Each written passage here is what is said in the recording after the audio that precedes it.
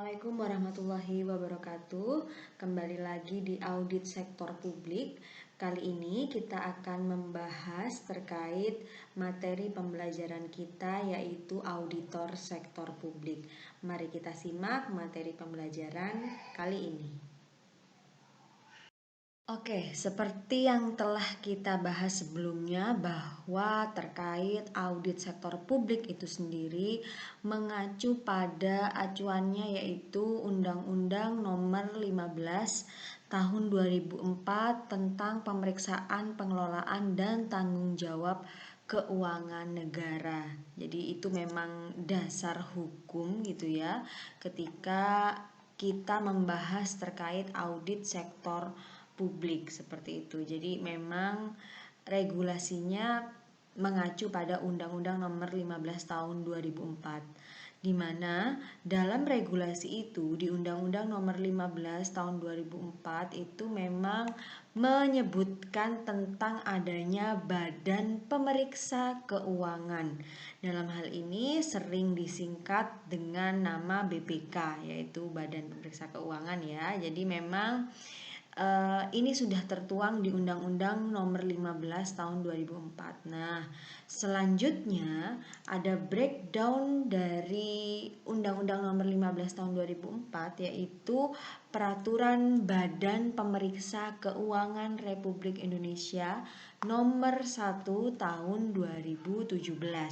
Hal ini membahas tentang bagaimana standar pemeriksaan keuangan negara. Jadi memang ini terbahas sedikit gitu ya tentang BPK secara global, secara garis besar gitu ya, apa yang menjadi tugas pokok dan fungsi dari BPK di Undang-Undang Nomor 15 Tahun 2004. Nah, dijelaskan pula di Peraturan BPK Nomor 1 Tahun 2017 ini tentang bagaimana standar pemeriksaannya. Jadi bukan terkait dengan subjeknya lagi ya, tapi bagaimana standar pemeriksaannya. Namun hal ini di standar pemeriksaan keuangan negara juga menyangkut terkait bagaimana tugas pokok dan fungsi dari Badan Pemeriksa Keuangan. Jadi memang kalau misalnya di peraturan BPK ini memang berganti ya, dari yang awalnya itu adalah BPK nomor 1 tahun 2007, kemudian setelah dilakukan telaah dan diajukan ke legislatif seperti itu, kemudian muncullah peraturan terbaru terkait regulasi, yaitu adalah Peraturan BPK Nomor 1 Tahun 2017, yang ini juga nanti akan menjadi dasar dari bagaimana audit sektor publik, yaitu yang kemarin kita bahas ya, menggunakan SPKN. Nah, Standar Pemeriksaan Keuangan Negara. Nah, untuk dua regulasi ini saya sarankan untuk kalian nih download ya, Undang-Undang Nomor 15 Tahun 2004, kemudian Peraturan BPK Nomor 1 Tahun 2017 untuk memperkaya hasanah keilmuan kalian terkait audit sektor publik seperti itu. Kali ini kita akan membahas terkait bagaimana peran gitu ya dari auditor sektor publik, bagaimana tugas, hak, dan tanggung jawab dari auditor sektor publik, bagaimana kualifikasi seorang gitu ya disebut auditor sektor publik, kemudian mekanisme auditor sektor publik, bagaimana pengangkatan auditor sektor publik, bagaimana ketika mereka mengundurkan diri dari auditor sektor publik, dan bagaimana remunerasinya. Jadi siapa tahu nih kalian-kalian yang mendengarkan channel YouTube saya kali ini itu bisa menjadi auditor sektor publik di kemudian hari, begitu ya. Amin. Jadi langsung saja kita akan membahas nih yang pertama, yaitu bagaimana tugas, hak, tanggung jawab dari auditor sektor publik. Jadi sebenarnya ini memang juga tertuang pada peraturan BPK nomor 1 di tahun 2017 ya, bagaimana tanggung jawabnya dari BPK gitu ya. Jadi kalau misalnya kita tahu bersama bahwa memang tujuan dari laporan keuangan dibuat adalah untuk bagaimana auditor atau pemeriksa itu menyatakan pendapat. Ini pendapatnya seperti apa? Seperti yang sudah dibahas di tentang audit ya, menyatakan opini dan lain sebagainya. Dan dalam segala hal ya, terkait bagaimana materialitas, kemudian bagaimana posisi keuangan, bagaimana perubahan ekuitas, bagaimana arus kas,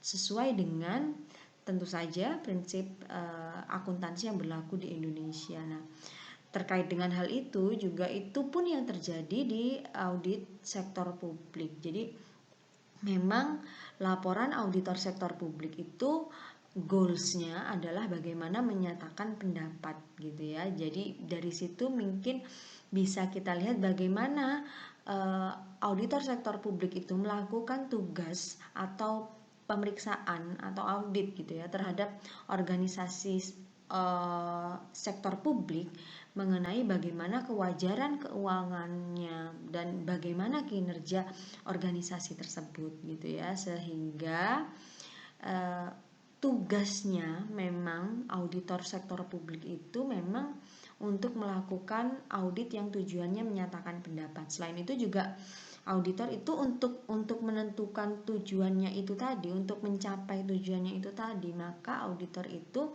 berhak untuk mendapatkan semua informasi yang dibutuhkan. Tujuannya agar memang pendapat yang dia keluarkan itu akurat seperti itu ya, untuk mendukung bagaimana pendapat yang diberikan oleh auditor sektor publik. Nah, di sini itu adalah tugas dan hak dari auditor sektor publik. Selanjutnya adalah bagaimana tanggung jawabnya. Bagaimana tanggung jawab dari auditor sektor publik adalah bagaimana merencanakan dan melaksanakan audit untuk memang memperoleh benar-benar keyakinan yang memadai bagaimana apakah laporan keuangan dalam suatu organisasi sektor publik itu bebas dari salah saji material gitu ya, baik yang mungkin disebabkan karena kekeliruan, kecurangan, dan memang auditor memperoleh keyakinan dari bukti-bukti yang telah didapat,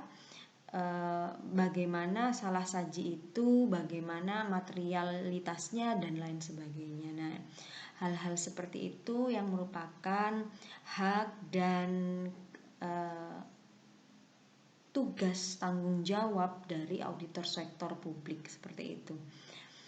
Nah, selanjutnya adalah bagaimana kualifikasi auditor sektor publik. Jadi memang dalam menjalankan tugasnya, seorang auditor publik tentunya memang harus memenuhi persyaratan kemampuan dan keahlian sebagai seorang auditor gitu ya. Di sini dalam SPKN, dalam standar pemeriksaan keuangan negara yang terbaru di tahun 2017 ini disebutkan bahwa memang pemeriksa itu di pasal satunya nih ya, saya bacakan bahwa untuk pemeriksa adalah orang yang melaksanakan tugas pemeriksaan, pengelolaan, dan tanggung jawab keuangan negara untuk dan atas nama Badan Pemeriksa Keuangan. Jadi memang itu dilakukan bagaimana memang auditor itu mempunyai kecakapan yang profesional dan memadai untuk melakukan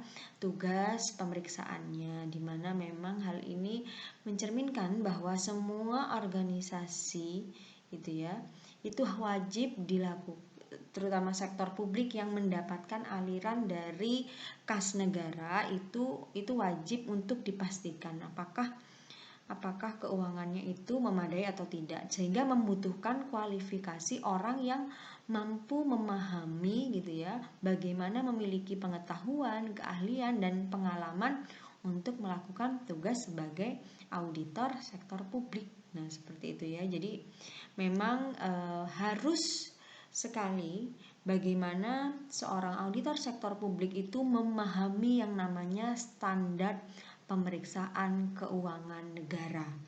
Karena itu sudah menjadi acuan gitu ya untuk melakukan hal-hal teknis ketika dilakukan pemeriksaan di dalam organisasi sektor publik. Nah, Seperti itu. Jadi kalau misalnya yang beberapa kali pun di berita-berita pun ada bahwa untuk menjadi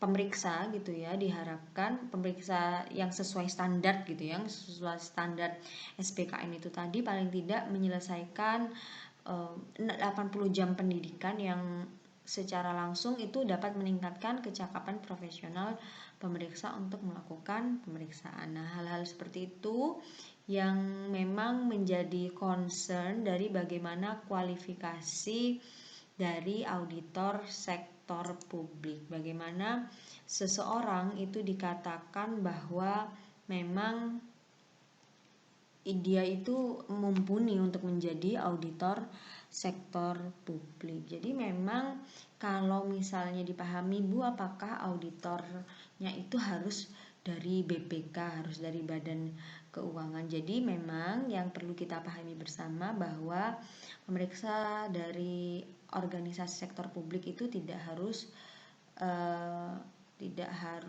dari BPK.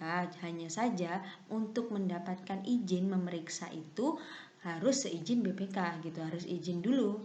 Jadi jadi kalau misalnya saya bahas lebih lanjut nih, bahwa SPKN itu memang berlaku untuk semua pemeriksa yang dilaksanakan terhadap bagaimana entitas dalam suatu sektor publik, programnya, kegiatannya, fungsinya yang berkaitan dengan bagaimana pelaksanaan pengelolaan dan tanggung jawab keuangan negara, sehingga memiliki tingkat keyakinan yang memadai gitu ya. Jadi memang SPKN ini juga tidak hanya berlaku bagi BPK saja, tapi juga bagi akuntan publik atau pihak lain yang melakukan pemeriksaan atas pengelolaan dan tanggung jawab negara, keuangan negara gitu ya, untuk dan atas nama BPK. Jadi meskipun mereka itu KAP, tapi juga mereka itu tetap melakukan pemeriksaan keuangan itu secara meyakinkan dan berdasarkan ketentuan yang berlaku.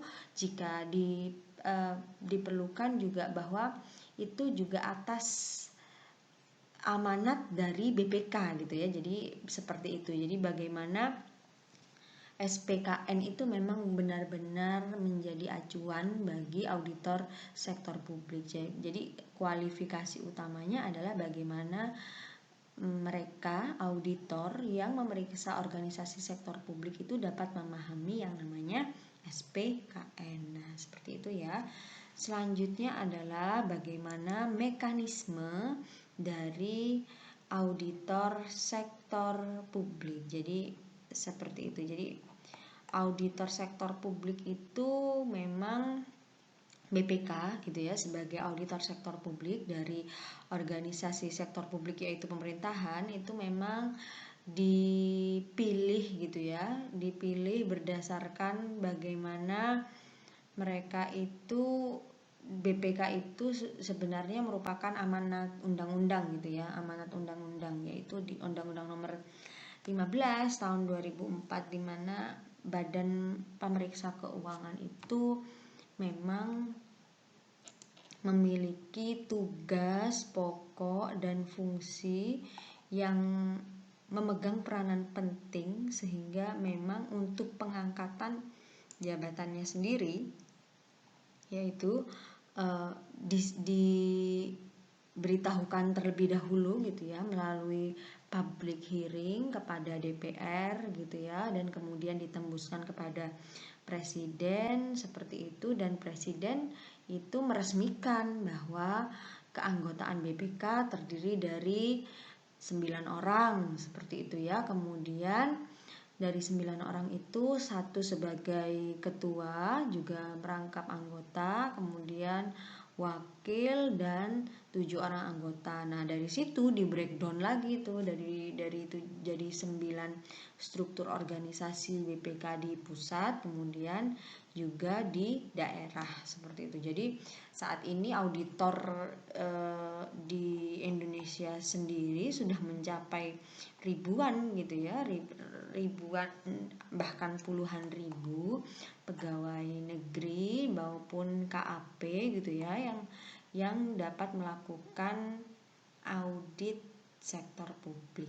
Nah, seperti itu. Jadi memang bagaimana mekanisme auditor sektor publik itu memang diamanatkan juga di Undang-Undang Nomor 15 Tahun 2004 dan Peraturan BPK Nomor 1 Tahun 2017, di mana memang pemeriksaan ya seperti yang tadi saya jelaskan bahwa pemeriksaan terhadap organisasi sektor publik pemerintah itu dapat dilakukan juga oleh auditor akuntan publik gitu ya, tapi juga yang wajib adalah bagaimana pemerintahan sendiri itu biasanya memang di concern sekali BPK untuk mengawal secara langsung. Namun jika misalnya dibutuhkan hal-hal lebih untuk meningkatkan kinerja seperti itu ya, sebagai konsultan itu dapat juga menggunakan jasa auditor sektor publik yang lainnya berupa KAP gitu ya. Jadi itu dalam melakukan tanggung jawabnya memang juga BPK ini yang paling sering kalau kalian melihat gitu ya di dalam suatu pemerintahan kabupaten, kota gitu ya, bahwa bagaimana opininya untuk laporan hasil pemeriksaan kabupaten X misalnya seperti itu, apakah wajar dengan pengecualian, apakah wajar tanpa pengecualian atau disclaimer, makan itu adalah hal yang sudah dilakukan pemeriksaan secara dengan melakukan ini ya, dengan melakukan pemeriksaan yang bab selanjutnya nih akan kita bahas pada pertemuan-pertemuan selanjutnya terkait bagaimana proses dari audit sektor publik seperti itu. Itu jadi mekanisme dari auditor sektor publiknya dahulu ya. Selanjutnya adalah bagaimana pengangkatan auditor sektor publik. Jadi memang dalam hal ini ya kita membahas terkait bagaimana BPK itu memang dipilih oleh DPR dengan pertimbangan DPD, kemudian diusulkan kepada presiden gitu ya, dan diresmikan oleh presiden keanggotaan dari BPK itu sendiri. Dimana kalau kita melihat dari undang-undang tentang bagaimana syarat calon BPK itu ada beragam ya, WNI, kemudian beriman, bertakwa kepada Tuhan Yang Maha Esa, berdomisili di Indonesia, dan syarat-syarat lain yang mungkin mengacu bagaimana fit and proper testnya ya, bagaimana pengujian juga ketika dia dengar pendapat dengan bukan dengar pendapat ya, bagaimana dia di fit and proper test atau dites gitu ya dengan DPR, DPD seperti itu, kemudian diputuskan bagaimana pengangkatannya oleh presiden. Sehingga itu kalau misalnya memang di dalam suatu di BPK ya, di pemerintahan. Namun dan apabila bagaimana di auditor sektor publik yang misalnya dia itu adalah organisasi pemerintahan sektor publik lainnya seperti yayasan, LSM, parpol itu ya. Jadi bisa juga kepala dari organisasi sektor publik itu menunjuk suatu KAP gitu ya untuk mengaudit mereka. Nah, itu juga bisa seperti itu.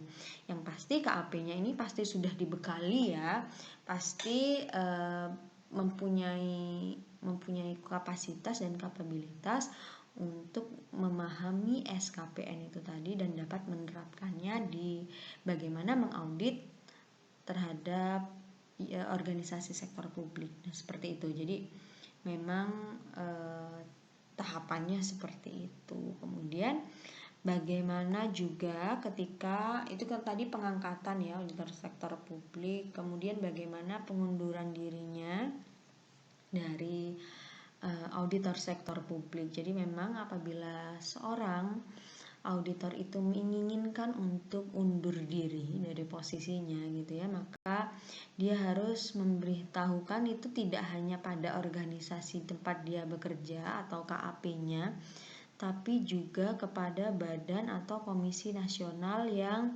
berwenang mengurusi masalah tersebut. Jadi apabila itu sah, maka dia akan mendapatkan izin dari badan atau komite nasional tersebut.